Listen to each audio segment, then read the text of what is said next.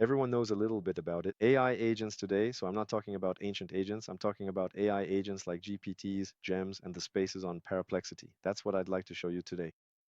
The idea is that in the end, it's great. You can explain a task to an AI once, and then it's a really standardized approach. You don't have to think about it too much anymore. But of course, it's well known that ChatGPT will have GPTs, Gemini will have GEMs, Gemini from Google will have GEMs, so it's exactly the same thing. But there's one thing that's not very well known to the general public. Perplexity will also have agents, but they're called spaces. And the advantage of these spaces in the end is that you get the power of perplexity. So here, all the others will tell you, look, imagine I'm TGPT, I'm Gemini, my strengths, my weaknesses, they're this, that, and that. Perplexity is very unique in the sense that actually it's extremely powerful for information retrieval, data analysis, especially when you prompt it correctly. So one of the things I could suggest, for example, is if you're doing sector analysis, I could say, could you do this for me? An analysis of the market, diagnosis, and audit for artificial intelligence and the integration of AI in Parisian companies. One thing I really like to add is be extremely data-driven, focus on key statistics and data to truly understand this market.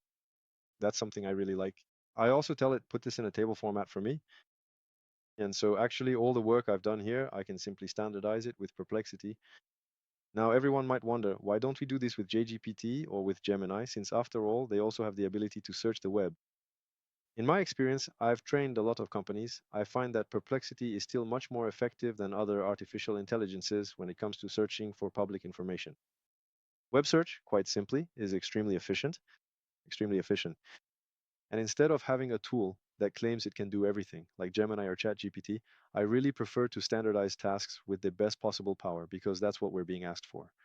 We're not being asked today to do 80% of the work. We're really being asked to strive for excellence in a way. And if we want excellence, we're supposed to use the right tool for the right task. And here, Perplexity is really, really good. So look, you go to Perplexity, for example, this work that was done, I can reuse it. I'm going to go into space, create a new space. Exactly. Just like with Gemini's gems, I'll show you quickly. Look, the gems have instructions. Actually, look, Perplexity has instructions too. Here, you give it a name, but it's just a little different in terms of the interface. There's really nothing very, very different about it. Here, look, you can click and add the instructions. Instead of telling it, I'm going to say, you're going to do this for me. I'm going to tell it, you will be in charge of doing my sector analyses and my market analyses according to the following rules. I'll also give it a bit of information. I'll say, I'll give you the name of a sector and you'll have to follow these steps.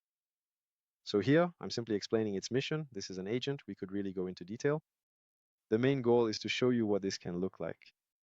I'm going to call it demo analysis market. That's what I could say.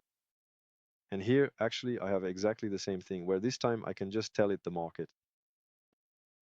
And if you don't know how it works, an agent, quite simply, I explained its job to it once. Now it's done. I don't have to spend my life explaining it over and over again. It's considered as understood. Of course, I can always improve it iteratively. But in any case, it will do its job. So actually, this is a big advantage in the sense that if I have to give you a little bit of insight, to give you an idea, the three main ones for setting up agencies are ChatGPT, Gemini, and Perplexity. To be honest, there are plenty of others, but these are the three we see most often in business, along with Copilot. ChatGPT is very good at formatting and analyzing typical data. Tabular, therefore of the games, said to be tabular. It's Excel type. Gemini is fantastic for document analysis, so PDFs, not Excel this time. It's not bad with Excel, especially when you use the Pro mode here. And then there's also Perplexity, which is very, very good for data analysis and especially for extracting data from the internet. So that's really it. The idea in the end is that thanks to this understanding of the scale of the market and the ecosystem, we know which AI to use for which task. That's the first thing. You could even say that we have to multiply our subscriptions, which is true, and it does have a cost. So if you had to choose just one tool, you really need to pick it based on your context. If, for example, you do a lot of tabular analysis, Perplexity and ChatGPT could be your best choice. If you do a lot of marketing, a lot of formatting and creativity, then ChatGPT is the way to go.